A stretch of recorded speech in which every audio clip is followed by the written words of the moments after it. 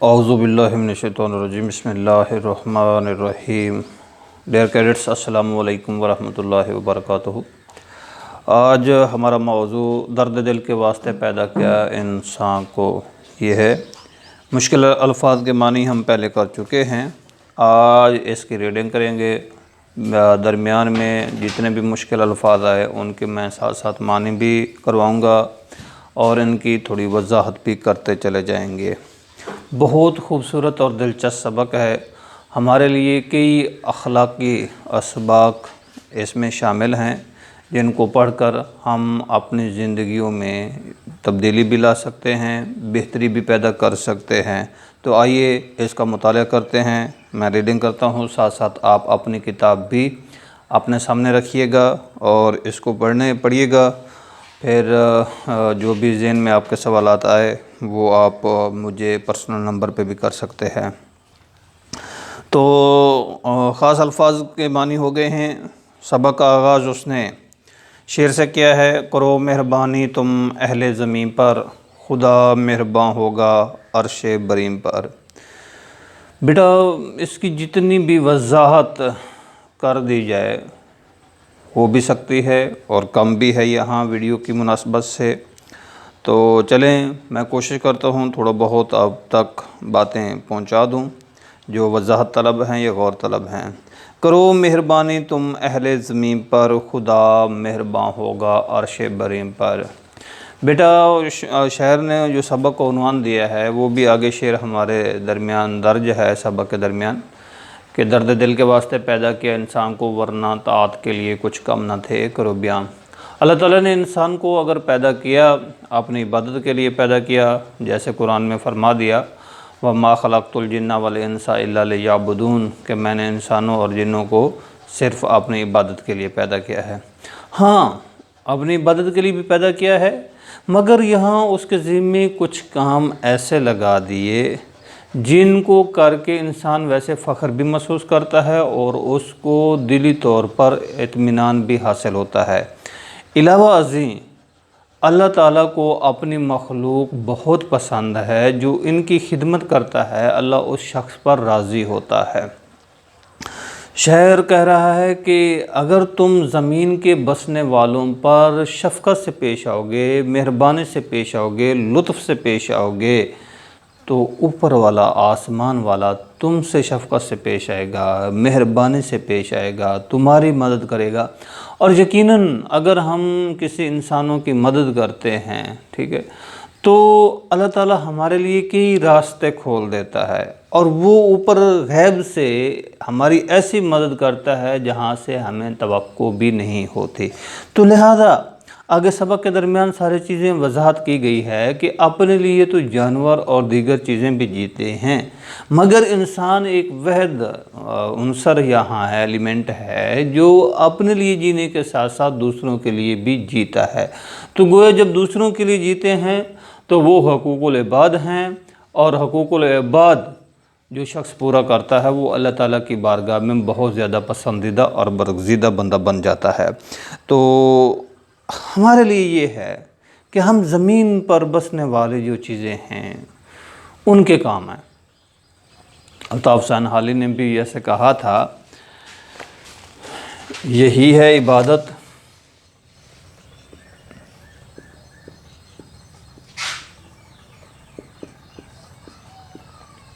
یہی دین و ایمان کے کام آئے دنیا میں انسان کے انسان۔ یہ اچھے اور نیک لوگ، بزرگ لوگ، صوفیاء لوگ یہ ہمیں درس دیتے ہیں، تلقین کرتے ہیں کہ یہی عبادت ہے، یہی دین و ایمان ہے کہ دنیا میں انسان کے کام آئے۔ تو بھائی میرے، ہمیں انسانوں کی عزت، احترام، ان سے شفقت، ہمدردی، پیار، محبت، انس، ضرورت مندوں کی ضرورت کو پورا کرنا، محتاجوں، یتیموں کی کفالت کرنا، دستگیری کرنا، یہ اللہ تعالیٰ کے نزدیک بہترین اور اچھے اعمال ہیں جن کو انجام دے کر ہم اللہ تعالیٰ کی خوشنودی حاصل کر سکتے ہیں۔ آئیے آگے اس کا مطالعہ کرتے ہیں، آگے بھی ان کی کافی چیزوں کی وضاحت ہے اور بہت دلچسپ سبق ہے، اور اس سبق کو پڑھنے کے بعد یوں سمجھیں کہ آپ کا ایمان بھی تر و تازہ ہو رہا ہوگا اور ساتھ ساتھ آپ دلی طور پر بڑا اطمینان حاصل کر رہے ہوں گے، اور ہمارے اندر ایک جذبہ پیدا ہو رہا ہوگا کہ ہم ضرور غریبوں، یتیموں، محتاجوں کی مدد کریں، اور ہمارے پاس اگر اللہ تعالیٰ نے دولت دے رکھی ہے تو اس کو دوسروں پر خرچ کریں۔ جی مطالعہ کرتے ہیں، اس کا ریڈنگ کرتے ہیں۔ اپنے لیے تو جانور اور پرندے بھی جیتے ہیں، ہم اشرف المخلوقات ہیں اور ہمارا فرض ہے کہ دوسروں کے زیادہ سے زیادہ کام آئیں۔ در حقیقت مخلوق خدا کے کام آنے میں ہی زندگی کا اصل مزہ ہے، لطف ہے، اصل مزہ۔ یہ ہم پہلے بھی اشرف المخلوقات ہیں، یعنی تمام دوسری مخلوقوں میں سے ہم افضل ہیں۔ اپنے لیے جانوروں کو صرف ایک ہی پتہ ہے کہ انہوں نے کھانا پینا ہے اور بس، دوسروں کے کوئی کام نہیں آنا۔ یہ انسان ہیں جو ہر ایک چیز کی کیئر کرتا ہے، احتیاط کرتا ہے۔ اگر آپ نے زندگی کا لطف اٹھانا ہے، حظ اٹھانا ہے، اس کو پرسکون گزارنا ہے، تو بیٹا ہمیں دوسروں کی مدد کرنا ہوگی، ہمیں دوسروں کے ساتھ اچھا برتاؤ کرنا ہوگا، ہمیں دوسروں کے ساتھ نیکی کرنا ہوگی، تب ہمیں اطمینان حاصل اور سکون حاصل ہوگا۔ اگر نہیں تو دولت کوئی سکون دینے والی نہیں ہے، یہ تو پریشانی بنانے والی ہے، یہ تو ٹینشن بڑھانے والی ہوتی ہے۔ اطمینان اللہ کی عبادت میں ہے اور اس کے ساتھ ساتھ اس کی مخلوق سے محبت اور پیار کرنے میں ہے۔ خوشگوار اور پرسکون زندگی بسر کرنے کے لیے ضروری ہے کہ افراد معاشرہ میں حسن سلوک، سخاوت اور اظہار کے جذبات بدرجہ عتم موجود ہوں۔ یعنی وہ کہتا ہے کہ اچھی اور پیاری زندگی ہم نے گزارنی ہے تو افراد معاشرہ، سوسائٹی کے جتنے بھی لوگ ہیں، معاشرہ میں جتنے بھی لوگ پائے جاتے ہیں، ان سے کیا کریں؟ حسن سلوک، اچھے سلوک سے پیش آئیں، اچھا برتاؤ کریں، سخاوت کریں، اگر دولت ہے، پیسہ ہے تو ان پر خرچ کریں، اور قربانی ایک بہت بڑا جذبہ ہے۔ قربانی کا مطلب یہ ہے کہ اپنی خواہشات کو دبا کر دوسرے کی خواہش کو ترجیح دینا، یہ قربانی ہے، یہ اظہار ہے۔ تو دوسروں کی خواہشات کو ہم ضرور مد نظر رکھیں اور ان کو پورا کرنے کی کوشش کریں۔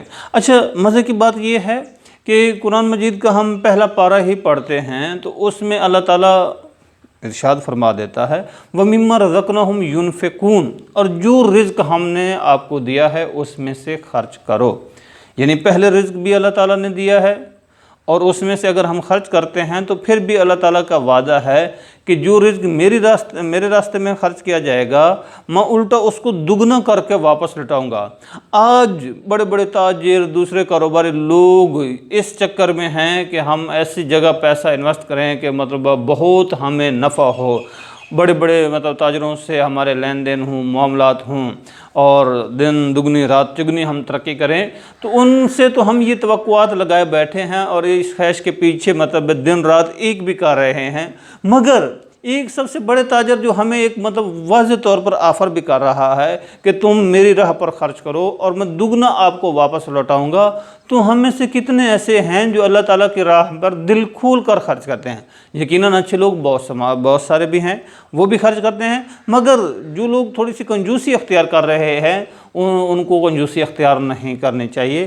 وہ اللہ تعالیٰ نے زکوٰۃ کا نظام ہمارے درمیان رکھ دیا ہے، وہ غریبوں کا حصہ ہے، حق ہے، اور ان تک پہنچنا چاہیے۔ جو لوگ زکوٰۃ نہیں دیتے یا غریبوں کا حق نہیں دیتے، لازمی بات ہے قرآن ان کے لیے یہ کہہ رہا ہے کہ جہنم کے انگارے جو ہیں وہ اپنے پیٹ میں بھر رہے ہیں، ڈر رہے ہیں، اور ان کے لیے سخت عذاب ہے۔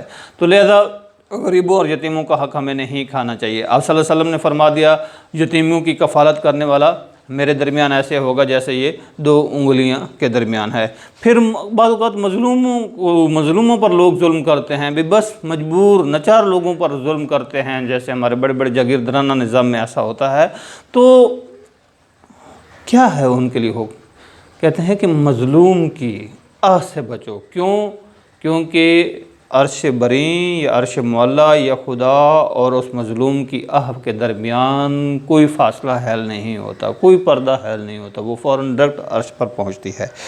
تو لہذا سکون حاصل کرنا ہے، اطمینان حاصل کرنا ہے، دل کو خوش رکھنا ہے اور زندگی کو بڑے اچھے انداز سے ایسا طریقے سے گزارنا ہے، تو پھر ہمیں چھوٹی چھوٹی چیزوں کو سیکریفائس کرنا پڑے گا، قربان کرنا پڑے گا غریب لوگوں کے لیے۔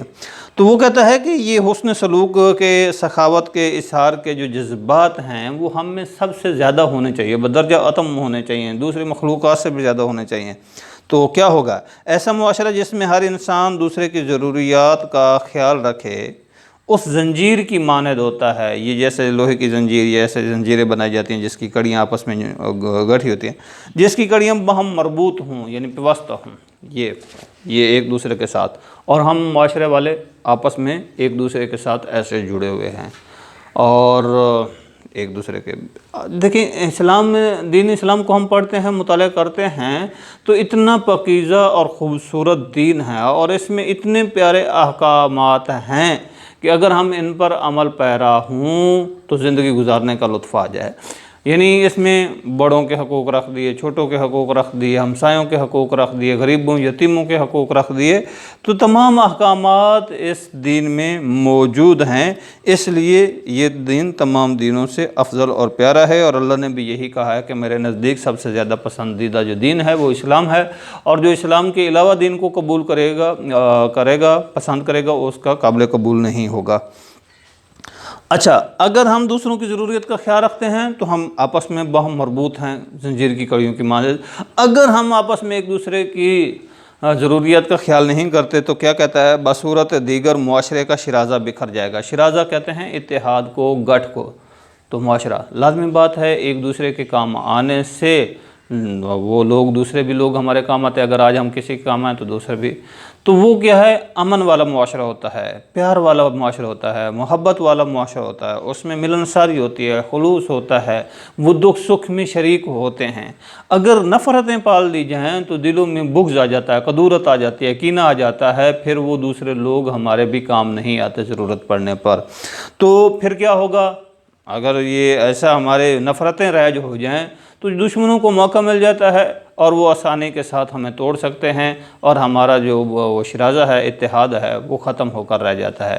موج ہے دریا میں اور بیرون دریا کچھ نہیں، تو ہمیں آپس میں پرامن فضا قائم کرنی ہے، امن و آشتی سے رہنا ہے۔ تو بیٹا یہ چیزیں ہمارے لیے ضروری ہیں۔ جیسے چیزیں وہ کسان والی چھوٹی سی ضروری آپ پڑھتے ہیں کہ لکڑیوں کو گٹھا بیٹوں کو دیا، وہ بار بار زور لگا رہے تھے لیکن لکڑیوں کو گٹھا نہیں ٹوٹ رہا، جیسے ہی ان کو الگ الگ کر دیا گیا وہ آسانی سے ٹوٹ جائے گا۔ یہ جو دو بیلوں والی آپ کہانی پڑھتے ہیں کہ دو بیل وہ جنگل میں تھے، شیر آتا تھا، تو جب دونوں ایک ساتھ تھے تو شیر نے ان کو کوئی نقصان نہیں پہنچایا، لیکن جیسے ہی وہ آپس میں جدا ہوئے تو فوراً شیر نے ان کو ہڑپ کر لیا۔ تو یہ قرآن بھی یہی کہتا ہے کہ اگر تم متحد رہو گے، اتحاد میں رہو گے، تو تمہارا اقبال بلند رہے گا، یعنی خوشبختی، مقدر، قسمت وہ عروج پر ہوگی۔ نہیں تو تمہارا شرازہ بکھر جائے گا اور تم جدا جدا ہو جائے گے۔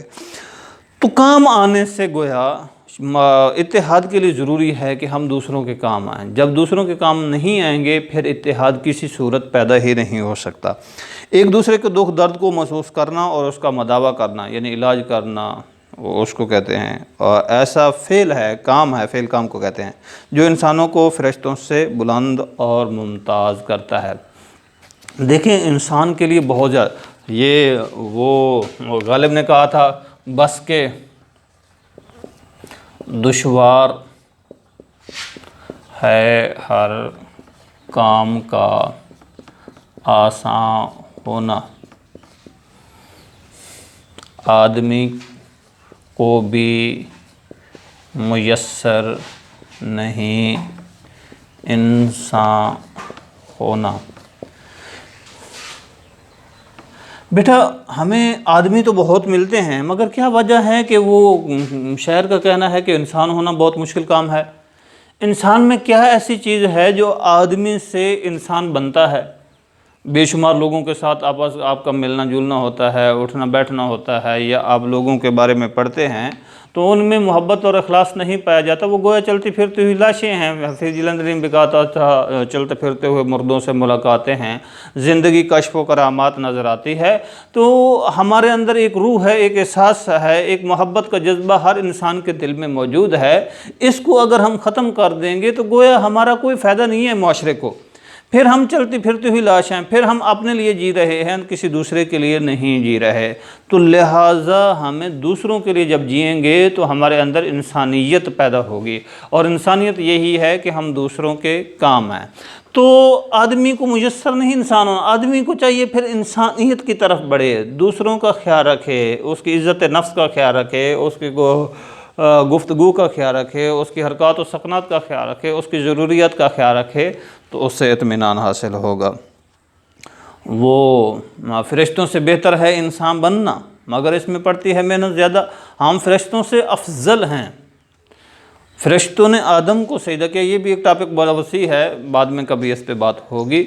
हमारा रुतबा जो है वो फ़रिश्तों से भी अफजल है। हालांकि बाद औक़ात कोई इंसान नेकी करके आता है, नमाज़ पढ़ के आता है, हज करके आता है, तो हम कहते हैं कि ये बड़ा मतलब फ़रिश्ता बना हुआ है आजकल। तो फ़रिश्ता क्या है?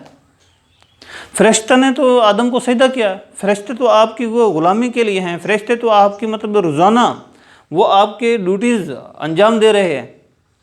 तो फ़रिश्तों से आपका मकाम व मर्तबा बहुत बुलंद है, और उस मकाम व मर्तबा को अगर कोई इंसान खो देता है तो उस पर वाक़तन वाय नादानी कहने को जी करेगा, अफसोस करने को जी करेगा। तो हमें अपने मकाम व मर्तबा को संभालना होगा और समझना होगा। जैसे ये मीर दर्द ने कहा था, दर्द दिल के वास्ते पैदा किया इंसान को, वरना इताअत के लिए कुछ कम न थे। करोबियाँ फ़रिश्ते को कहते हैं। तो अल्लाह ताला ये कि यहाँ ये शायर का कहना है कि इंसान को दूसरों की मदद के लिए, दूसरे के दर्द को समझने के लिए पैदा किया है। अगर इबादत ही करनी थी तो इबादत तो वैसे पहले भी फ़रिश्ते कर रहे थे, और पहले पारे में भी यही है कि ऐ अल्लाह हम तेरी इबादत के लिए काफ़ी हैं। अगर तूने इंसान को पैदा कर दिया तो वो ज़मीन पर जाएगा, फितना फसाद खड़ा करेगा, खून रेज़ी करेगा। तो अल्लाह ताला ने फरमा दिया, मालम तालम, जो कुछ मैं जानता हूँ वो आप नहीं जानते। और यही इंसान था जिसने ज़मीन पर आकर इतने अच्छे और प्यारे कारनामे अंजाम दिए, जिस पर वाक़तन जो है फ़रिश्ते भी हैरान रह गए। और कभी कभी तो वो हम जो शैतान मरदूद है जिस पर वो लानत भेजते हैं, वो भी पछताता है कि गोया इतने प्यारे और अच्छे इंसान अगर अल्लाह ताला ने पैदा करने थे तो मुझे इसका अंदाज़ा न था। कौन शख्स है जो अपने जिस्म पर पत्थर सहे और पत्थरों की वजह से खून बहकर जूतों में भी भर जाए, और वो तैफ की पहाड़ियों में जाकर बैठे और ऊपर से जिब्रील आए और वो अर्ज़ करे कि या रसूलुल्लाह सल्लल्लाहु अलैहि वसल्लम, अगर आप चाहें तो तैफ वालों को दो पहाड़ों के दरमियान पाटों की तरह रगड़ कर पीस दें। तो आप सल्लल्लाहु अलैहि वसल्लम ने फरमाया, नहीं, ये लोग मुझे नहीं जानते। अल्लाह ताला से दुआ की कि इनको हदायत दे दे। तो बेटा देख लीजिए कि कितना बड़ा काम है कि अपने पत्थर सह लेना, दुख सह लेना, अजियत सह लेना, और दूसरों को भी दुआ दे देना, ये आम बात नहीं है। और सखावत की मिसालें आगे इसमें भी मौजूद हैं, ग़ज़वात में भी मौजूद हैं, और भी बेशुमार चीज़ें मौजूद हैं कि तमाम घर के तमाम साहबा ने घर के तमाम का तमाम जो है सामान लाकर आप सल्लल्लाहु अलैहि वसल्लम के कदमों में रख दिया। जब आप सल्लल्लाहु अलैहि वसल्लम ने पूछा कि घर में क्या छोड़ा है, तो फरमा दिया कि हमारे लिए अल्लाह और उसका रसूल सल्लल्लाहु अलैहि वसल्लम बस काफ़ी है, कुछ भी नहीं, सब कुछ आप सल्लल्लाहु अलैहि वसल्लम के कदमों में लाकर रख दिया। या आगे अगर हम एक स्टेप देखते हैं तो मैदान करबला में इमाम आली मकाम रज़ी अल्लाह ताला अन्हु ने इसार कुर्बानी की एक ऐसी मिसाल पैदा कर दी जो रहती दुनिया तक बाकी रहेगी, कि अपने ख़ानदान के अफराद शहीद करवा कर अल्लाह ताला से सवाल कर रहा है कि या अल्लाह मेरी इस छोटी सी कुर्बानी को कबूल कर लेना और राज़ी हो जाना। यानी अल्लाह के दीन की खातिर सब कुछ कुर्बान कर दिया है, जवान भाई भी, जवान कड़ियल बेटे भी, दीगर भतीजे भांजे भी कुर्बान कर दिए। तो ये क्या है? ये इंसानों के लिए काम है, ये दूसरों के काम आने के लिए काम है, یہ سیرت محمدی ہے کہ ہم دوسروں کے کام آئیں۔ آپ صلی اللہ علیہ وسلم کی بے شمار مثالیں ایسی ہیں کہ کوڑا کرکٹ پھیرنے والی عورت جب بیمار ہوتی ہے تب بھی آپ صلی اللہ علیہ وسلم اس کی تیمارداری کے لیے چلے جاتے ہیں۔ کوئی شخص اگر تلوار اٹھا کر کہتا ہے کہ کون ہے جو اس وقت مجھے میرے ہاتھ سے آپ کو بچائے، آپ صلی اللہ علیہ وسلم نے فرمایا کہ اللہ ہے۔ پھر جب آپ صلی اللہ علیہ وسلم کے ہاتھ میں تلوار آتی ہے تو آپ صلی اللہ علیہ وسلم نے پوچھا بھی ہاں اب کون بچائے گا، تو وہ پریشان ہو گیا، لیکن آپ صلی اللہ علیہ وسلم نے اس سے کوئی معاوضہ یا بدلہ نہیں لیا اور پھر وہ مسلمان ہو گیا۔ تو بے شمار بیسیوں مثالیں ایسی ہیں جو ہم پیش کر سکتے ہیں۔ یہ ہمارا رول ماڈل ہے آپ صلی اللہ علیہ وسلم کی ذات اقدس بھی، اور دیگر یہ سلسلہ چلا آ رہا ہے نیکی اور ہدایت کا کہ نیک لوگ موجود ہیں۔ اور میں آپ کو بتا دوں، ابھی اگر ہماری فوج ہے، دیگر ہیں ادارے ہیں جو ہماری حفاظت کے لیے مامور ہیں، وہ اپنی جانوں پر کھیل جاتے ہیں، زندگیاں ہم پر قربان کر جاتے ہیں، اور ہم پھر امن کے ساتھ زندگی بسر کرتے ہیں۔ لائک چند دنوں پہلے جو سٹاک ایکسچینج میں آپ کا واقعہ ہوا ہے، اور اس میں 2 پولیس والوں نے کتنی بہادری، کچھ تو شہید ہو گئے ہماری خاطر اور کچھ نے جان پر کھیل کر وہ ان کو واصل جہنم بھی کیا، دشمنوں کو جو آئے تھے دہشت گردوں کو، اور اس میں ہمارے لیے جو ہے وہ اتنی زندگیوں کو بچا لیا جو اس کے اندر تھے سٹاک ایکسچینج کے۔ تو لہذا ایک امن کی فضا پیدا ہو گئی۔ تو یہ چیز ضروری ہے۔ آگے کہتا ہے عبادت کے لیے درد دل، انسان کو درد دل کے واسطے پیدا کیا گیا ہے، ٹھیک ہے۔ وہ کیا کہا تھا اقبال نے، اخوت اس کو کہتے ہیں،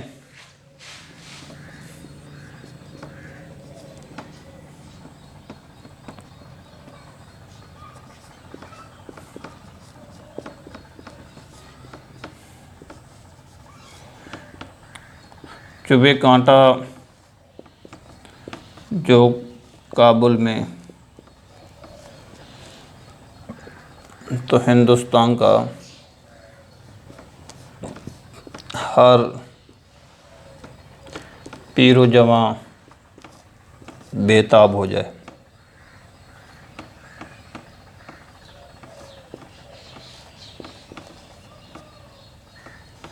بیٹا یہ محبت تو یہ ہے،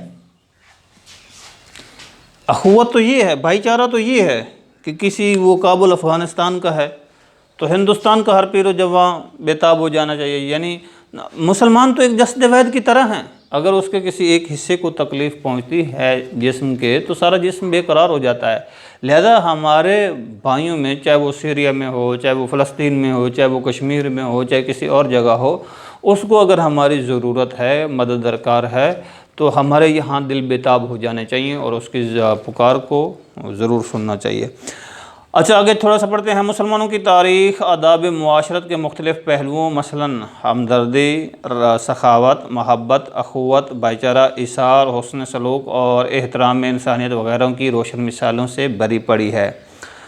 اللہ رب العزت نے انسان کی فطرت میں محبت و ہمدردی کا جذبہ رکھا ہے۔ بعض لوگوں میں یہ جذبہ دوسروں کی نسبت زیادہ ہوتا ہے اور وہ فطری طور پر خلوص نیت سے زندگی میں قدم قدم پر اس کا بھرپور اظہار کرتے ہیں، یعنی وہ اپنی محبت سے پیش آتے ہیں، اخوت سے پیش آتے ہیں۔ تو آج کے لیے جو آپ نے ایک پیراگراف ویسے غلط لفظ ہوتا ہے، اقتباس کہنا چاہیے، اس کی سلیس کرنی ہے، آسان زبان میں لکھنا ہے، تشریح کرنی ہے، بیچ میں معنی لکھنے ہیں، تو یہ ہوگا یہاں سے لے کر آپ یہاں تک کریں گے۔ خوشگوار اور پرسکون زندگی بسر کرنے کے لیے ضروری ہے کہ افراد معاشرہ میں، یعنی سیکنڈ جو پیراگراف ہے اس کی آپ نے وضاحت کرنی ہے، تشریح کر کے مجھے بھیجنی ہے۔ یہ جو انسان کو فرشتوں سے بلند اور ممتاز کرتا ہے، یہ پیراگراف آپ نے کرنا ہے۔ یہ میں یہاں لکھ رہا ہوں، یعنی خوشگوار اور پرسکون، یہاں سے لے کر آگے چلتے جانا ہے، یہ نقطوں کا مطلب ہے آگے چلتے جانا ہے۔ تو یہ یہاں تک فرشتوں سے بلند